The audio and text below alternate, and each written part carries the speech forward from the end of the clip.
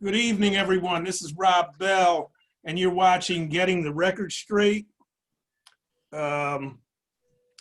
It's good to be here again. Haven't done one of these in a minute, but please subscribe when you watch this, share it, and like it. Do all those things, and above all, right now, please stay safe.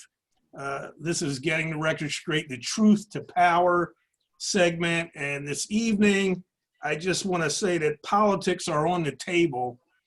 In this case, actually my dining room table. And I have some guests, folks who I've known for a very, very long time who have been in one capacity or the other in the struggle, so to speak. And just wanted them to get together with me, and so we reflect on this election, which is not technically over, I don't think, at this point, a presidential election, but just to get for us to sit back and discuss and share some ideas and sentiments in terms of the presidential election. So I have with me Sister Linda Brawner, and Linda is an education administrator and has been for some 30 years on the higher education level. Currently, she's the director of instructional design and teaching innovation at Cheney. And I've known Linda for a long time. We're kind of fallen out of touch, and then by the technology and wizardry of Facebook, ran into one another again. And I was looking on Facebook and I saw her at one of these protests, and I was like, I know her, you know? So she's been out there. I'm also with Sandra Mills. Sandra is retired, but has been a union organizer, is now a citizen journalist, and very politically active too over the years. And I've known Sandra for quite some time and asked her to join us. And the other gentleman here is Brother Terry Johnson. Terry actually has been on this program before, was one of the first people who I interviewed. And Terry has been a publisher, journalist, writer, and great inspiration to me and many other artists in and around Philadelphia, and indeed across the country. Been an activist, and so wanted to get all of us together and, as I said, kind of reflect on what's going on the past month, and particularly the past week or so. So let me welcome everybody. Good evening, folks. Good evening. Yeah. Good evening. So it's good that we finally have gotten together here. So that's a good thing. What I wanted to start with was just to kind of go back before the general started and kind of get some feedback on where you were in terms of the primary, going into the primary, and indeed the primary. You know, who were you supporting and why? And then we'll kind of come up to the present day. But, you know, going back or whatever it was, a year or so, where were you? What were you, you know, who were you supporting and why? So we'll start with the ladies. Linda, go ahead. Okay, so I've been a Bernie Sanders supporter since the 2016 election, the primary. Or prior to that, but I supported him in the 2016 election. And I did so because his platform resonates with the things that I value. So I was tremendously disappointed when he lost to Hillary Clinton. And again this year when he lost to Biden. I say that what he stands for, his platform aligns with my values, because I've experienced a number of things that make me critically aware of how important healthcare is, how important the planet is and saving it. And pretty much down the line, the whole platform resonates with me. So once he lost this second primary, I was very disappointed. I was slightly happier that he chose Kamala Harris only because she's a Howard alum and so am I. But I was very concerned about her track record with regard to her role as the prosecutor in California. All right, well, let's hold it there and just, stay with the primary and kind of the early stages. Okay. Sandra, what Okay. about you? Primary early on, what were you leaning towards? Who were you leaning towards? I went into the primary with an open mind. I knew that we had about 10 people on the stage, and I was actually looking for new blood. I was looking for somebody that, number one, I thought could defeat Donald Trump, because I thought that that was the number one goal. I realized that there were a lot of other issues that were at hand, that there was the environmental justice, we're looking at criminal justice, I'm looking at healthcare, I'm looking across the board. So I was basically looking for somebody who I thought could defeat the current agenda, because I was watching how entrenched they were. I was watching the shift in America. I was watching how people were emboldened with racism. So I started to become heightened. And what I did was I started concentrating on registering Black men to vote, and especially young ones. So I didn't go in with a favorite. I was waiting for the knockout punch to see who was going to be last standing in the ring. Okay, good. Terry. I could say with regard to the primary, ditto Linda's comments. And, I also felt that we had arrived at a time in this country at which we needed to make fundamental change. And I was shooting for the candidate who would bring about that fundamental change.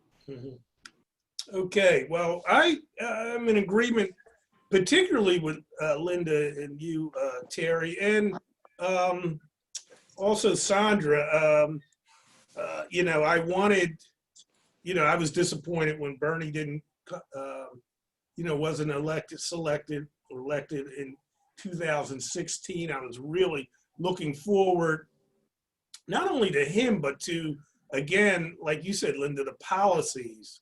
And not so much, Sandra, it wasn't so much a new person as much as it was new policies, new thinking, and so in that regard, Bernie was the symbol for that, but it certainly was about new blood and new people and young people, like you said, Sandra, getting involved and wanting, and that's what I was looking for during the primary. So, I was really disappointed at the end of the primary with the Biden-Harris ticket. That said, we've had an election, a general election. So I'll start with you, Sandra. So what's your feeling now that that's been well, I wanted to concluded? say one. I wanted to Go say ahead. one. I wanted to say one thing, and I watched the energy of Sanders. I saw that. I watched him from 16, but I knew he did not have the ground game. He had a following, but he did not have a ground game, i.e., when I first started to look at the Bernie Sanders campaign, I started asking people to run for committee person, because I knew that in order for Bernie to be successful, that he had to be a part of the structure. I knew that whoever it was, that they were going to have to be a part of the traditional Democratic structure, because that's how you win.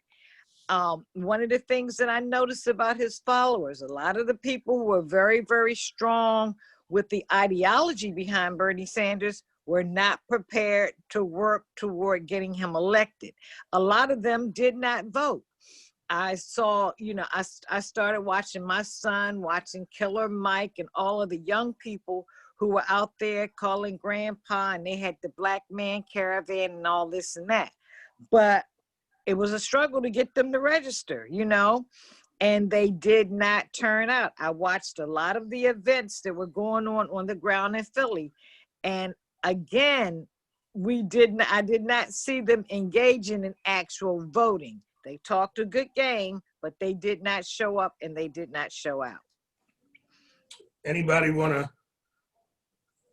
offer a retort to that, or? Well, are you referring to the primary they didn't show up for? Yes, I'm talking about, I started watching him back in 08. And, either time, he had a great message, but it did not connect with people who were ready to go to action. Well, wasn't the Pennsylvania primary, that was kind of later in the schedule, wasn't it? Yes, it was. Yeah. So by then, but the transition, had already taken place in terms of who was in the lead, right? Well, when I look at the ground, I always look to see where the enthusiasm is about who's going to actually do something. I saw all of the talkers talk. I listened to all of the chatter, but they were not making moves. And that's crucial. Right. That's crucial in a movement, because in order for Bernie Sanders to have been successful, he had to build an independent structure. If you look at Black politics across the country, everybody who actually who became independent in that game, they built a different structure. I think when we look back at 67, when you look back at the Black Political Convention in Gary, you saw from Richard Hatcher and all those guys, when they had that convention, everybody went back to their own cities and built those structures. And they built one in Philadelphia. And that is actually the structure that we are kind of pulling from now. And I'm talking about Philadelphia now, and we really went all in 83 when we built for Wilson Good. Remember, we built from ground up. We started building block captains, committee people, and tried to create these ward leaders. I mean, we tried to work within the system, because that's the way you generally get in. And that's been successful in all of the cities that I've worked in, and I've worked in most of them where there is Black leadership. Right, Senator. You know what? It amazed me that $14 million was spent on congressional races and on the presidential race, and Biden got out, I guess, 14 billion, you mean? 14 billion, and Biden got out 74 million people, and Trump came in second with 70 million people. And I think that that's a sign that many Americans are not engaged. And really, I think the person who got out the most votes in this campaign was Trump. And people came out to vote against Trump, and not for the Democratic Party. And in some ways, I don't even think for the Republican Party, that people are so disappointed in Democrats. Democrats are sort of, they represent a neoliberalism that have really disappointed Black people. They've disappointed, even white women have been disappointed by the Democratic Party. Really, Trump is a result of the failure of the Democratic Party to be able to move democracy in this country. I don't think there was anything significant or great about what Democrats did in this election. I'm very disappointed, and I think most people are disappointed. Black men are disappointed, and I think even Black women are disappointed in the Democratic Party. I think there's nothing to boast about here. I know I am. I view them as Republican light. It's true. Well, okay, but let me go back. Let me go back here.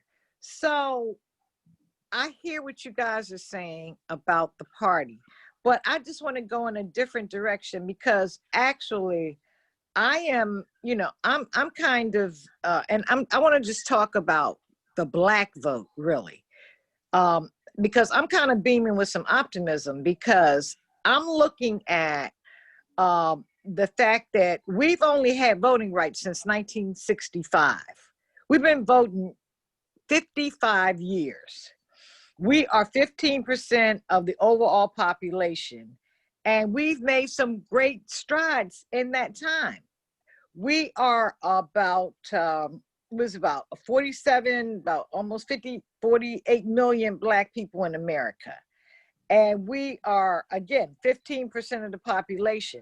And with that said, we've elected over 700 state legislators in 47 states, and we represent about 50 million people. So we have, in our own way, we've been successful. I mean, we have not been lost. I mean, we've been instrumental in electing. This is our second president that our percentage of the vote meant something, that we gained something. And I think that if we could concentrate on a collective agenda, it wouldn't matter what party we were with. Because as I look at other groups, the Asians are not voting at all. They're not on anybody's list anywhere, and they are economically successful. So we have to talk about how do we get something out of what we do, what we are doing. The Democratic Party has been a letdown, but it's the only party that's let us in. And that's why I've been saying to you, Terry, and to the others, now is the time. If there's ever going to be a third party that's going to emerge, it needs to happen now. You can't get in the middle of the other campaigns and then say, oh, we want to do something else, because that will not work. So you're saying you would support going forward the establishment of a third party or a Black political party, African American? I would definitely go toward a third party. We won't win on our own, but I think that a third, more progressive party, because I think there are people who want to come out of the Republican Party. I know that there are people who want to come out the Democratic Party. We have a lot of independents, progressive. We got green parties, working family parties, and all those splinter groups should come together and become that third party. I wanted to jump in and have something to say, but Linda, I will defer to you. Oh, okay. Now what was I going to say? Oh God! Go ahead, because it left me. Right. I was get a pen so you can write your notes. I know, I better. that Sandra talks about the progress that we've made, but I think really if you look closely at the Black community, that our lot in life has been devastatingly narrow. I mean, you take Philadelphia, for example. Over half the city, people in the city live in poverty. The unemployment rate in some communities is at 60% or even more. If we look at things like high blood pressure and other measures of health well-being, Black people in Philadelphia have the highest rate amongst anything, diabetes, all these things. So just electing these Black officials has done very little to improve the lot of Black people. Not to talk about, just the gun violence and other things that are also a measure of well-being. So I don't think you can say that these so-called political gains have done very much to help our community. And if you look at the movements that have occurred from just an electoral political stance, it's been always the independent route that Black folks have benefited the most from. Joining the Democratic Party was probably one of the worst things that Black folks could do. And it just seems very interesting to me that, we had fought for entrance into electoral politics, and we've substituted electoral politics for the struggle for justice, which was outside of electoral politics. Our struggle has never been just about electing Black people to office. It's never been about voting. It's been about how we get justice, including things like reparations or even other ideas of what political independence means. I think there's been a perversion that has occurred in our struggle for justice. Well, look, let me pose this for a second. Let's just focus on this general election and start and just give me some feedback on your feelings, your reactions to what has happened thus far. Linda? Well, yeah. 50% of the country voted for Trump.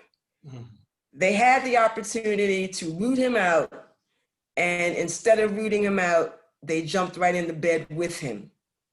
So when you think about the fact that 50%, almost exactly, voted for him, that doesn't bode well for us. The other thing is, Jim Clyburn in South Carolina has already started maligning progressives, telling us that we dare not mention defunding the police, we dare not mention Medicare for all, because that's what tanked other Democrats. And that's not true. Now, I do know that the notion of, or I guess the language of defunding the police can scare people.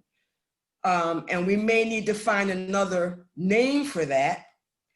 But the goal is to take some of the monies from them and give it to help medical professionals, healthcare professionals, and other organizations that can fill in places that they don't belong.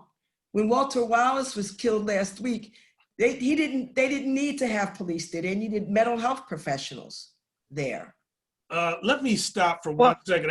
I need to say something because I meant to do this at the beginning, but I just wanted to give my condolences, and I think I'm speaking for everybody because, I thought we were going to do this a few days ago, and I wanted to mention that 2 social justice warriors had passed in Philly. So I just wanted to take a second to acknowledge Rob Gray, who many of you know, who's just a great person, and Linda, and her last name is escaping me. Richardson, Linda Waters Richardson. Linda Richardson, forgive me.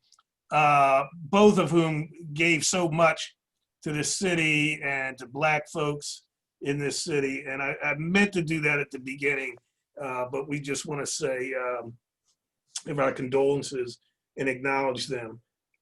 So yeah, Linda, I hear you. Mike, I share your concerns. Sandra, the election, were you satisfied with the results? No, but I just wanted to just respond to a couple things that Terry said. So we have a problem with our Black elected officials underperforming. And one of the things that we have the problem, and I'm going to try and really stay with Philadelphia, is we have a gang war mentality in Philadelphia where, this is our boy, and we don't attack them, we don't criticize them. Right now we have 10 Black people of color on city council. There's nothing that we cannot pass. And with those people that we're talking about, I'm considered a troublemaker. Mm-hmm. I mean, I'm considered a troublemaker. Mm-hmm. Walter getting killed by the police last week, that's nothing new. We've been talking about how to restructure the police department for the last 8 to 10 years. We've been talking about a mental health unit at the Philadelphia Police Department for at least 10 years, and I come out of healthcare. So we've been talking about that. You know, I talked to Sylvester Johnson. We talked about having a division that responds to 911. I've been talking about, and I guess if you follow me on Facebook, I've been talking about a 711 and an 811 number for a long time, because 911 is not the number It's you a need to joke. call for mental health. We need a crisis intervention number. Right now, as we have this out of control gun violence in the city, that's another one. I talked to all Black council people, Kenyatta Johnson, Curtis Jones, and those guys. I said, hey, y'all need a girlfriend's hotline. Y'all need that friend's hotline. You need a safe house, because when people are in the heat of the moment and they're going to go and do that shootout thing, it's nobody to call, and people don't trust 911. Nobody's calling 911. So we've identified these services, especially mental health services, but we don't have anybody who wants to do anything about it. And then you have somebody like me. The police union is too. The police. Let's Sandra, hold talk up. about what. Sandra, hold up 1 second, because I want us to deal with specific programs and policies. In fact, I want us to end the show with that. But I want to get your feedback on what you thought about what has just happened nationally, this general election. What's your feeling about that? Well, I can say that I was surprised.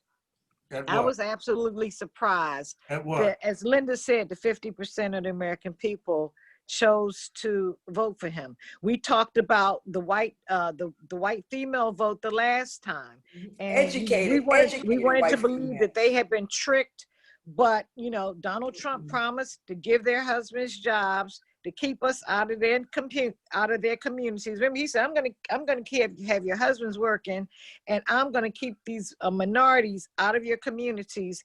And they, again, as they did in 2016, they voted to maintain their white privilege.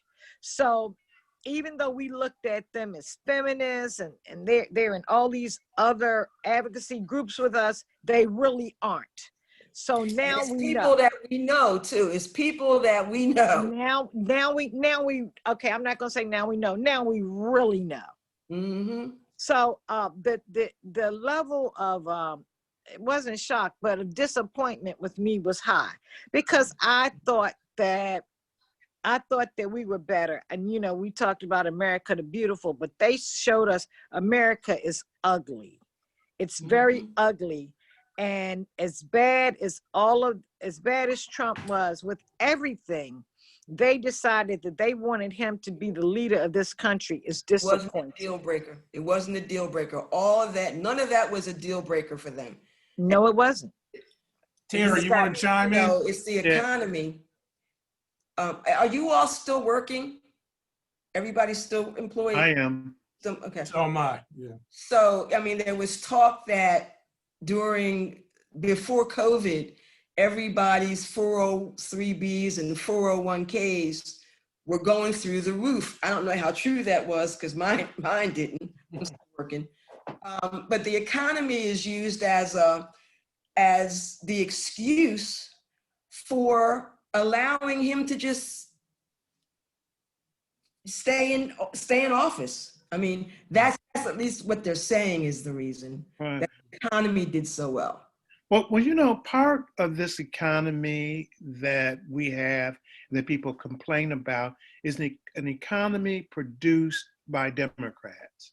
You know, an economy in which manufacturing jobs in America have been allowed to move overseas to markets where labor is cheap. That happened under Obama as well as under Clinton, you know, and it just goes, you know, down the line.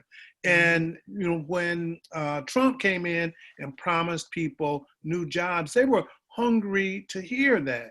What we really need to have in this country is a conversation about another Reconstruction, you know, another Black Reconstruction, where we really create jobs for Black people, but for all people in this country. We need a way to reimagine democracy in America. I mean, there's never been a democracy for Black people, but we need to reimagine democracy and reimagine an economy in which people are treated in a more humane way. And the Democrats don't raise that question. So of course people are pissed off at them. The Republicans don't raise that question, but the Republicans at least give at least white people the idea that the question will be raised. And Black people, we know the Democrats won't do it. We know the Republicans won't do it. But we need to start speaking to the Democrats about what they must do to make democracy work in America. Well, let me just say that in terms of this election, I couldn't help but be disappointed, and not so much because Bernie, I think was shafted, during the primary. Again. But but going forward, and as this election has materialized and been completed, just the embrace that the establishment Democrats and Biden have made towards Republicans, establishment Republicans who have no relation or empathy towards the working class, and particularly the Black working class. You're talking about John Kasich, the guy Rick Snyder endorsed Biden, and Biden welcomed the endorsement. Snyder from Rick Michigan, Snyder, yes. the former Michigan governor. Yeah, Who was former horrible. Michigan governor. I mean, this is He a guy who endorsed could, Biden? pardon me? He endorsed Biden? Yes.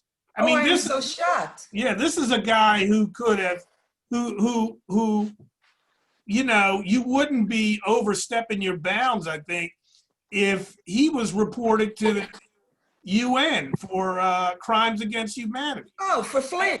Yeah, for For Flint. I mean, one of the worst Yeah. individuals ever. And I think as you're seeing now, who was it? Which one of you mentioned they're trying to blame progressives for the down ballot losses that Democrats. Yeah. Did you say that, Linda? Clyburn. Yeah, Clyburn and Kasich and Donna Shalala and a few other people are saying that. But in fact, every progressive that Democrat that endorsed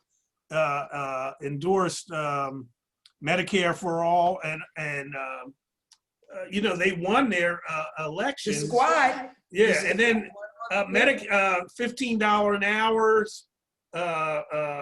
Minimum wage. minimum wage was passed in Florida, where Biden got killed, and marijuana has been legalized in several states. Mhm. Oregon just went all the way left. They said you can do what you want. Any drug is legal. Any drug. Yeah. So, it's not true. And, so I would at least like to see, going forward that the cabinet posts reflect at least some kind of measure of progressive, ideology. I had heard, and I don't know how reliable the source is, but I had heard that Bernie's name was being bandied about for labor secretary. Yeah. Have you heard that? I've heard that. I would not like to see that. I really would like him to stay in the Senate. Senate to give them help. Particularly since, it looks like at the very best, it'll be 50-50. And, I certainly would like him to stay there to, kind of push for progressive causes. Mhm. So it looks like Biden is going to pull this out. We don't know exactly what's going to happen with the Senate.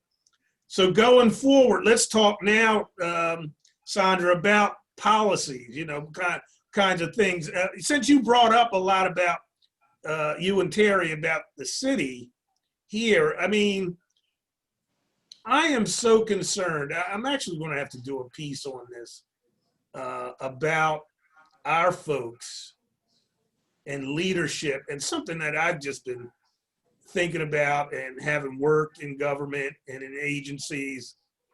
Does Black leadership and Black folk who support that leadership, do they have the capability to enact, to even think about, plan, create the kinds of programs and policies that we need? I mean, the fact that, like Terry said, the poverty rate is what it is, and I haven't heard one of our local people say, we need a plan for how to get out of this, and let's get together and work on it. And you know that adage that says if you fail to plan, you plan to fail. And I'm like, what could be, I'm not saying that even you come up with a plan that works, but how do you just not have one? You know, how do you not engage in that activity, in that process to say, we need a plan for that, we need a plan to deal with this whole policing and criminal justice, Hey, Bill, crime, and they're interrelated anyway. But go ahead. can I jump in? I know you referenced Sandra, but you know, and I was critical of local elected officials, but to be perfectly honest, I don't think that any of the problems that face Black people in the communities around the city can be really fixed without a national plan of recovery. Anybody want to? Let me Well, add that the internet. Now you Internet. paused. You paused. I'm paused. No, I was saying Terry. Well, I believe all politics are local. And I think that right here in Philadelphia, if we could actually tie our people down and actually make them do something, that we could be very successful. But we are afraid to talk back to our elected officials. We recently had an incident with the NAACP president who was put on the chopping block over some kind of meme on Facebook.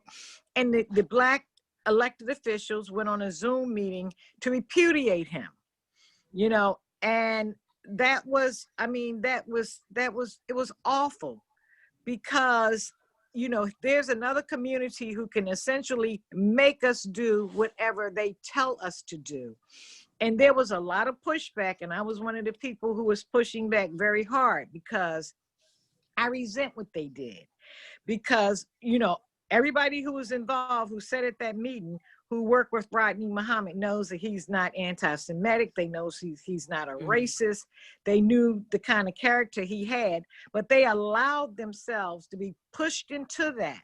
But Sandra, here's my question. What does that have to do with the local economy and with jobs? I mean, you know, well, and the point I'm making is, who makes them move? Well, Yeah, that's the question. Give me an example of a community that has really created jobs, you know, on any significant level. I don't know of one. What about Chinatown? We talked about the non-political Asians are doing very well. Well, I think some of them are, but you know, there are a lot of Chinese in the city who are not doing very well, whose children are going to jail, who are failing at school. You know, we just have this stereotypical view of Asians in the city, and it's really not correct. Well, to piggyback on that though, Terry, you know, bringing it back to a national situation, we're coming out of this election. You know, I mean, I agree with you. We need a national program to get people working again. You need a general one, and this is what annoys me so much. You know, when we talk about people like Clyburn, who and the other sycophants from the Congressional Black Caucus, who basically, they raised their voice. I heard them say something about that in the transition team, in the new cabinet, when Biden takes over, that people from Wall Street, that they want a diverse group that comes out of Wall Street to, Oh, please. to be represented. You know, as long as there's some Black folks and some women in that group, they're cool. Mhm. And that's like as much as we get from them from a creative and imaginative standpoint. Do you know that? Wait, Linda, I just want to get this in that, you know, I want to hear Clyburn and what's the other guy from the two from New York, Meeks and Jeffries.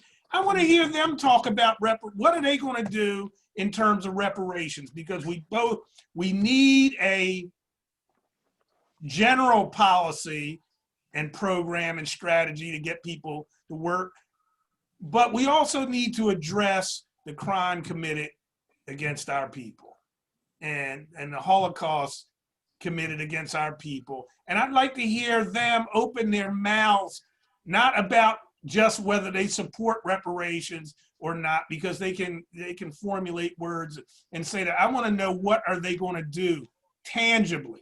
I want to know, are they going to get on the airwaves? Are they going to go back to their church as if they were running for office, the things they do to run for office, and meet with the on the ground people who are trying to move this reparations piece and get that together.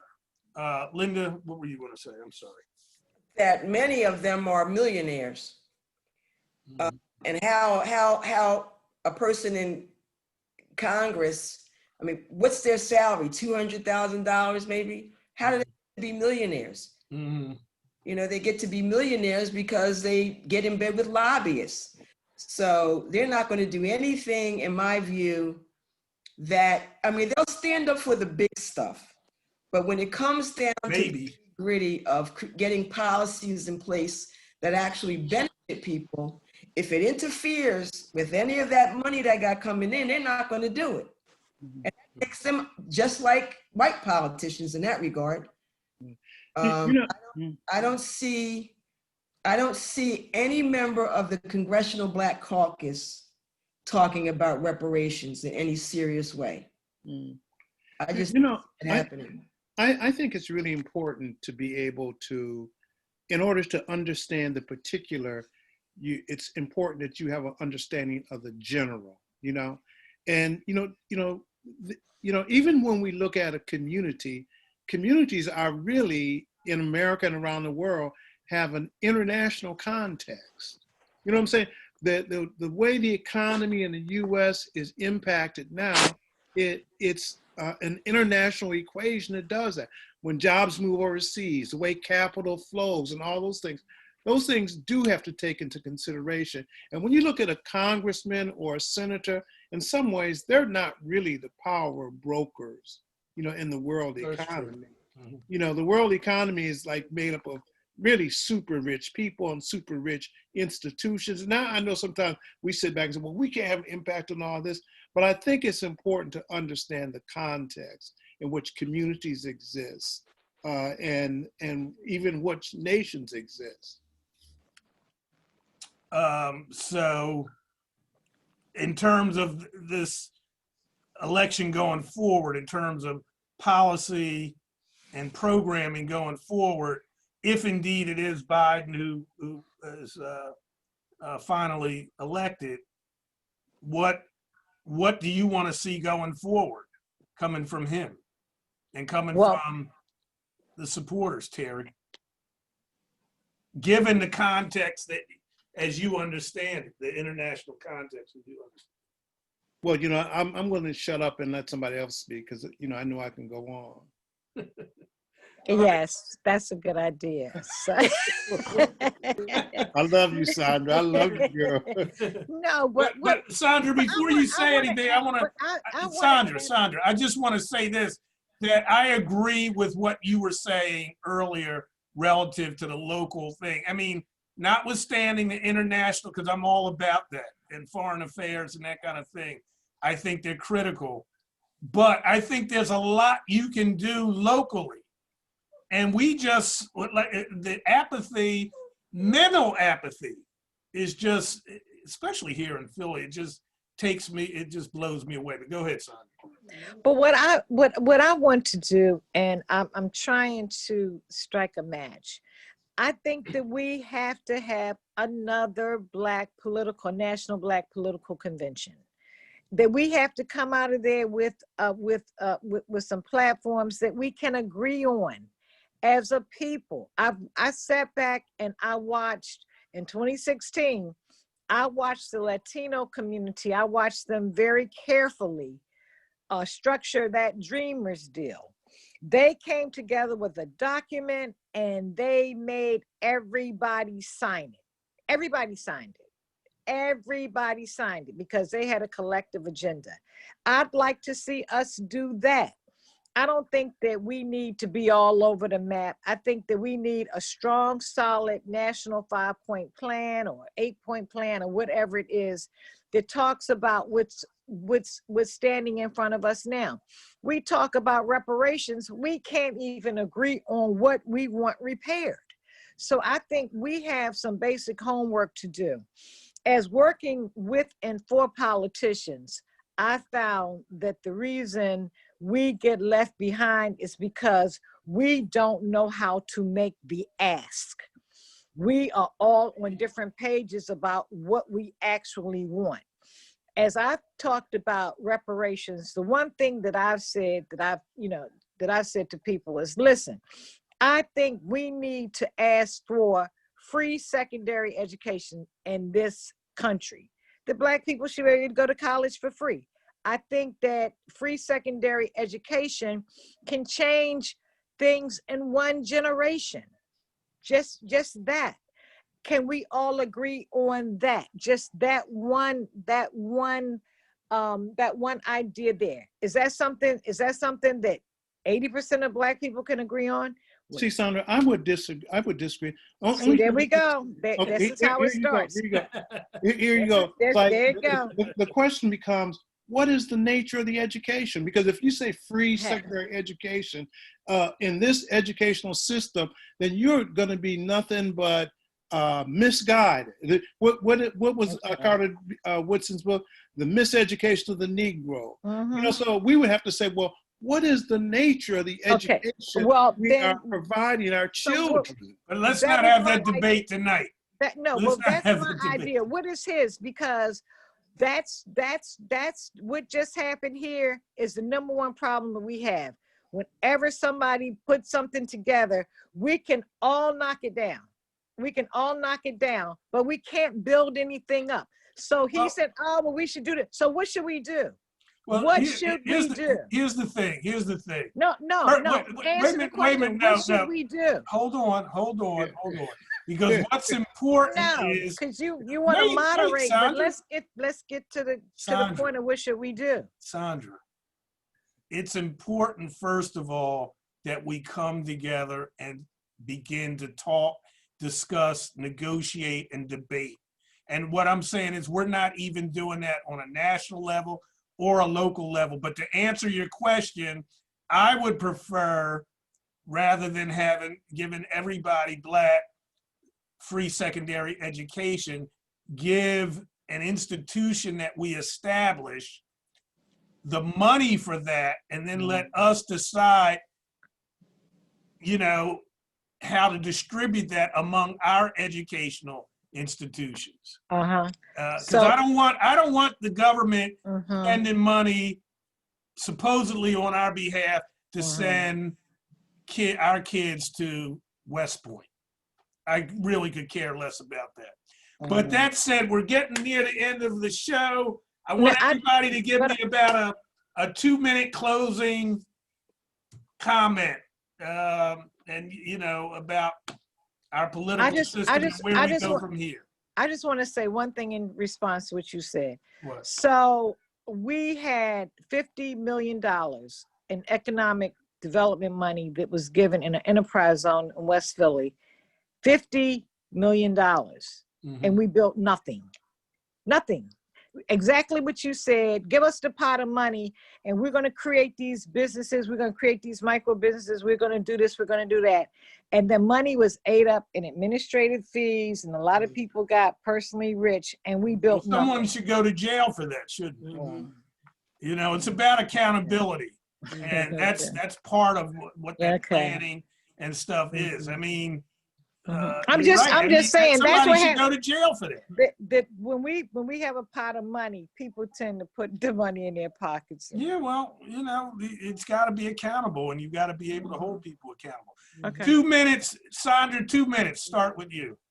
Okay. I'm advocating a Black political convention so that we can select delegates from each state, and that we create a platform that we as a people can agree on.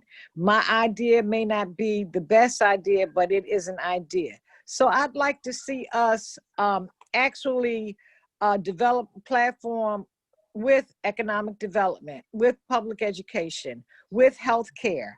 And the number one thing that we have to look at is home ownership, because home ownership is how you determine where the wealth is amongst the people. And I know that here in America, you talk about white households have something like $150,000 in median income, while Black families have $3,600 in family wealth. And that's attributed to the disparity in home ownership.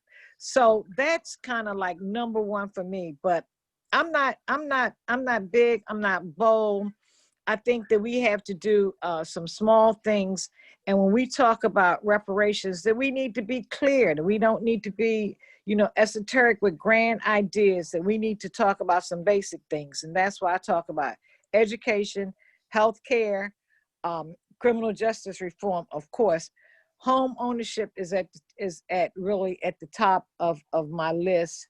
And I think that until we can improve public education, that we're just going to continue to be a lost people. Now, I do believe that we need to re-educate. I think we definitely need to re-educate. And when I look at that, I think about Maurice Bishop, and I think about the New Jewel movement. I think he had the answer. I think that that's a model that African Americans or Africans in America could look at to talk about how do we start to improve the quality of life in our communities. Very good. Linda, couple of minutes. I'd like to see going forward Medicare for all. I think healthcare should not be tied to your job, because when you lose your job, you lose your healthcare. I think healthcare is a human right. I'd like to see police reform. I'd like to see a real workable plan to make sure that the planet exists for our grandchildren and great-grandchildren. I like the idea that we need to get a free higher education, at least for, if not free, then free for people who make under a certain amount of money. Home ownership, programs that will enable our kids graduate from college with so much debt. They can't start families, they can't buy homes, they can't buy cars, they can't do anything. And it's criminal for a kid to have $200,000 and $300,000 worth of debt. And it's by design. That's intentional. Many of those loans were predatory. Yes. So I'd like to see a program where kids can go to college for a lot less than they do now, if not for free. I'd like to see an end to violence, Black on Black violence. But I think if we can address some of the undercurrent issues, a lot of that violence will go away. If you address poverty, much of the crime that we experience will go away, I believe. So I don't know if that's quite 2 minutes, but. Good job. Terry. Yeah, can I say I will co-sign Linda's vision. And, in addition to violence, I think she also sort of mentioned this, I'd want to end economic violence in this country, perpetrated by banks and corporations. And I would also want reform of education in America. I would want to end corporate sponsorship of scholarship in this country. It's control over universities, and even in some cases, a local education. I would want to end that so that all children, education that allows all children to live to their fullest potential. And my goal is to create a society in which everyone can live to their fullest potential, from an intellectual point of view and also from a health point of view. Mhm. Well, let me conclude by saying, and I'll have to paraphrase Dr. King, who said any country that spends more on weaponry and bombs than they do on programs for human development is destined to fail. And I know that's not exactly what he said, but from a moral standpoint and a practical standpoint, for us to be engaged as we are around the world and spending the kind of treasure as we are to subjugate people and kill people around the world is so problematic that it can't sustain itself, and we shouldn't allow it to. That's on the global and general standpoint. And then I think Black folks have to come together and start to get serious about this country paying the debt. Paying the debt